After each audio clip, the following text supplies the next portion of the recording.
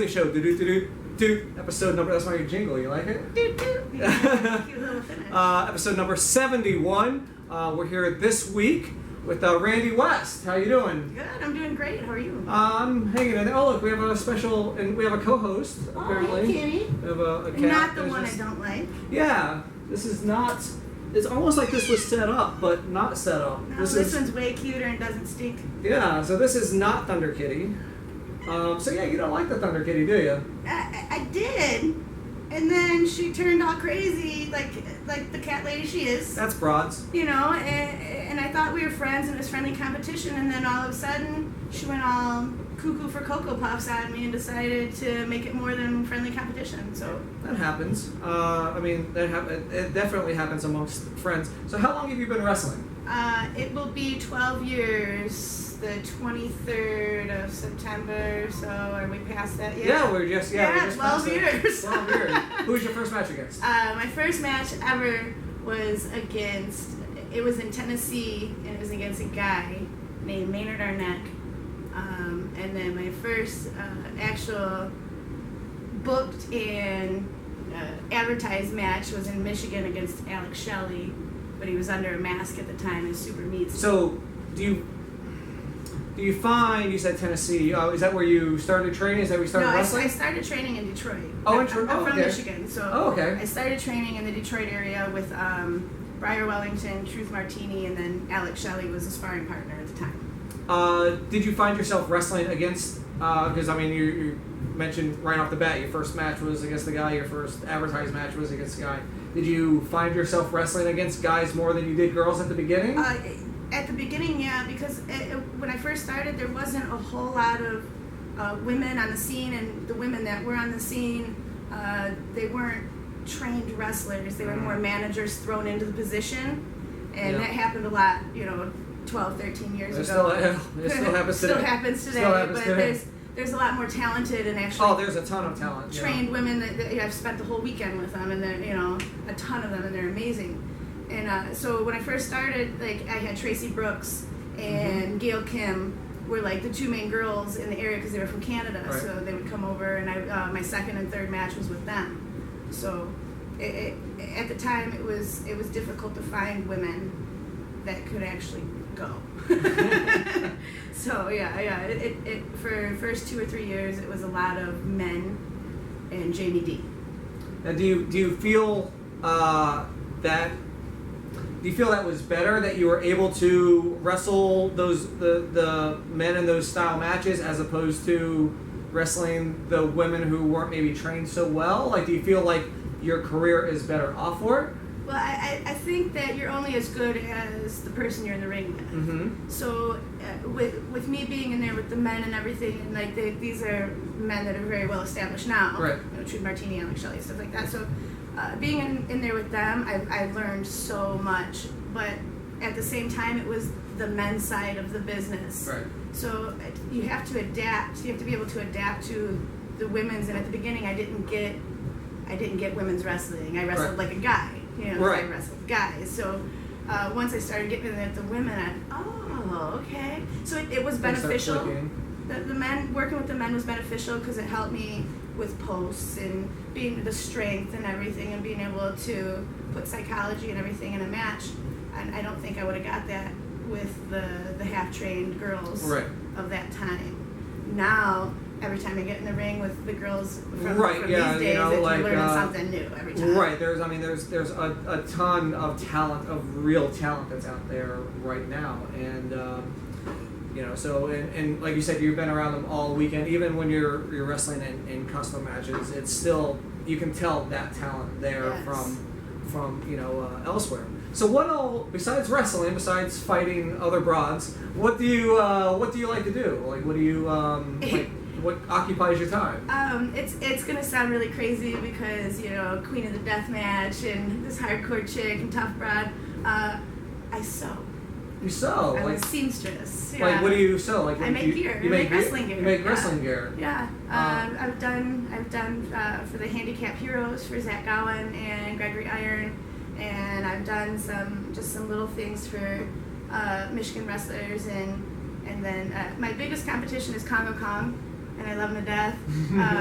He is my mentor on it and everything. Like when I have a question about something, I always go to him. But at the same time, he's like steal my customers. You know, so it's very relaxing to sit at a sewing machine and sew and be creative like that, and not have to get punched in the face to be creative. Right. You know, so it's like the complete opposite spectrum. Yeah, I don't sew at all. I have a pair of jeans that I've sewed or sewn. Sewn.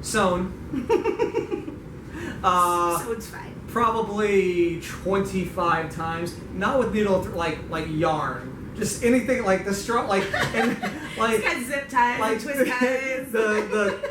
The more times that I've had to alter them, the thicker the type of string. I like use like tweed now. You're gonna be up to like industrial size pretty soon. You can go bungee jumping with your jeans. The problem with my jeans now is there's nothing to keep them together. It's all shredded. It's all shredded, so there's nothing there's nothing to put. There's no fabric to. You're gonna have to get a pair of pants to wear under your pants. Yeah, I'm gonna have to visit the Goodwill soon or something. I love Goodwills. Yeah. Oh, that's a great thing to do when you're on the road in between shows too. I found a jacket at Goodwill recently. What I'm gonna wear. Yeah, it's fancy. Ooh. Yeah, not really.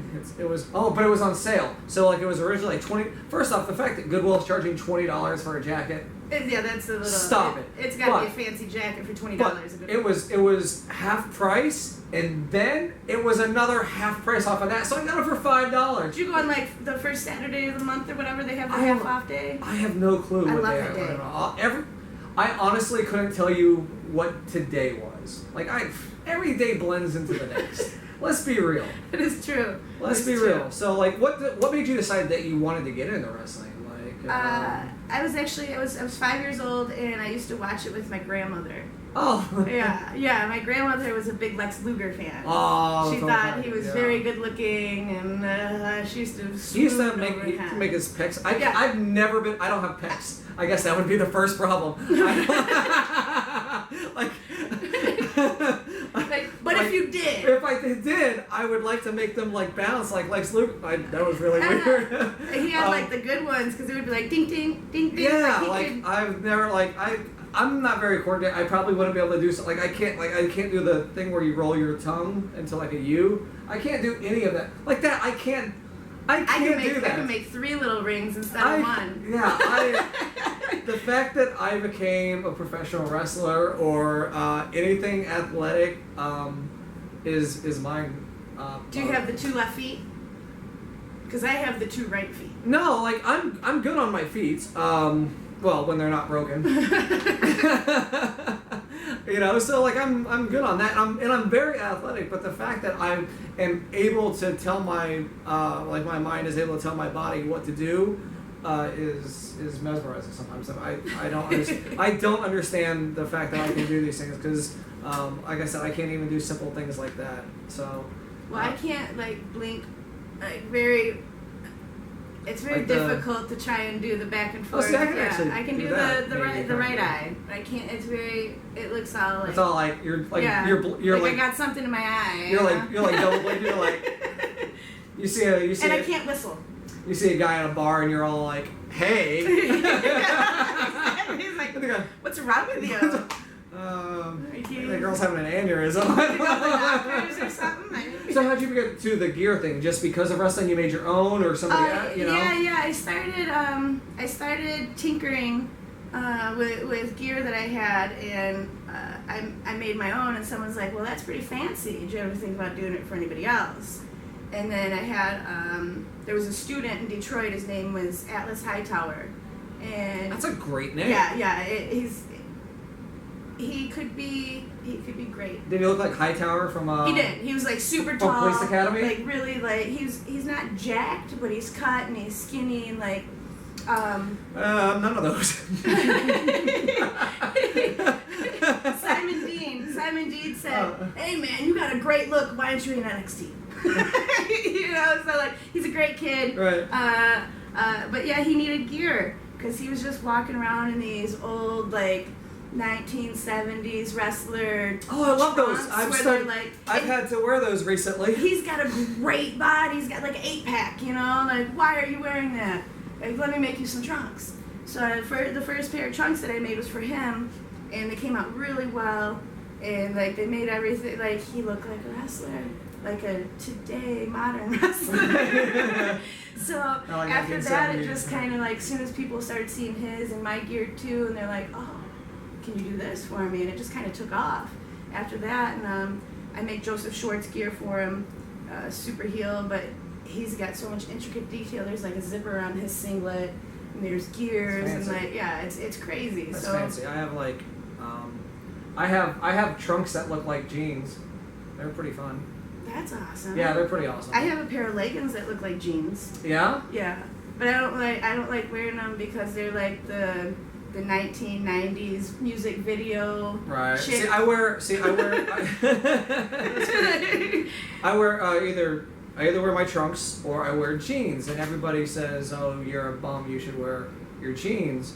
But honestly, like, I don't like jeans. I would rather wrestle in trunks. But it was like, "Oh, you're a bum. You should wrestle in your jeans." Trunks that look like underwear. So that's under like dirty, like with a big brown stain on the back. You're a bum. You don't necessarily have to have the poop stain on there, but that would be quite funny though. Like have fancy trunks that look like you could walk out with the tattered jeans and take them off and wrestle in your underwear. That's what I would do. Like it'd be awesome. And the jeans would like fall off of me because, like I said, there was nothing to them.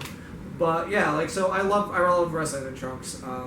So I've gotten more used to them. Hopefully the fans have gotten more used to seeing my horrible body that's in a thing. trunks. When you switch gear, it's hard to get the fans to accept the gear that you've made, right. You know? It's like, I can't wear the same thing every time. Something we do here on the Milo Beasley Show is called the Top 5. As you mentioned, you know, maybe a little bit of Queen of the Deathmatch stuff. Mm-hmm. So top 5 weapons you've ever used in matches. Oh, let me see. There was a maxi pad with thumbtacks glued to it. That'd probably be number 5. Let me see. Who thought of that? I've seen blow up dolls with thumbtacks glued to them, and that would almost but if a blow up doll had a thumbtack like attached to it, like I see what you're saying, but like somehow got like contorted, it would. Yeah, it would pop. It would. Yeah. That's not smart. Yeah. It's not proper planning. Okay. All right. So. I think that the toothpick double-ended jousting stick, like from the gladiators deal back in the day, it was double-ended toothpicks, like a million toothpicks sticking out of each end. Lou Dark used on me this year in the Queen of the Deathmatch. Who thinks of these things? Deathmatch fans are sick. Like some of the stuff, there's gusset plate, like bats. They have gusset plates covered, the bats covered in gusset plates, and then wrapped in barbed wire, just for good measure, just in case. Yeah, it's an insane part of the sport, but at the same time, to me, it's a rewarding part of the sport also. Not necessarily because, like, I'm good at it, but because I'm good at it. Right. You know, like. And there is I was in for a while in that hardcore type match on a frequent basis, and there is an art when you can come up with a creative idea of a way to use something that nobody else has ever used before, or to use something that people, like a chair. If you can find a new way to use a chair, not throwing it at the side of somebody's head, because that's just stupid. But if you can find a new innovative way to use a chair or to use something that anybody else has done before, then I think that's really rewarding, like you were saying. Yeah, I had a match with Burgundy. I think probably like my favorite thing to use as far as a weapon. My number one. I know I'm skipping ahead. Skipping some. I know I'm skipping ahead, but my number one is gonna be the pane of glass, and most people are scared to death of it. But there's something about it that intrigues me because it's. Not me. It's one of those. It's so dangerous, and yet it's so pretty when it happens. if that, like, you probably think I'm crazy, but that's okay. Like, when it explodes, when the glass explodes, like, just the way it shoots out and everything, it's just a beautiful visual of what you're trying to get across. So I really like the glass. That's 3 things. Yeah. Light tubes. The light tubes also have that great effect. Yes. I've seen, there was one at the King of the Deathmatch this year. The guy picks it up. It was Masada. Masada picks it up. He goes to hit the guy. He hits the guy over the head, and the light tube just folded over. The light tube had a plastic coating over the glass, so that if you dropped it, it would just all break in the plastic coating, and you didn't have a mess. But he didn't realize it, so he went to hit the guy, and the light tube just bent over his head. And Masada's like, grabs another light tube and nailed him with it, you know. But it was like one of those good funny moments. Like, you know, you're expecting to be brutal, and all of a sudden, no, no. And one more. Yeah. There's so people staples. Everybody says, oh, staples, blah blah blah. They're easy. I stapled people. I hate staples. I hate them. They gotta come out. Yeah. Yeah. And then once they like that one's actually a 2-folded like weapon because Right. it goes in, but And then it later stays. on, but then it stays there for the rest of the match, and then it's after the match that you have to pull that damn thing out And somehow. then if you get it in your head and someone punches you in the head, they push it in further.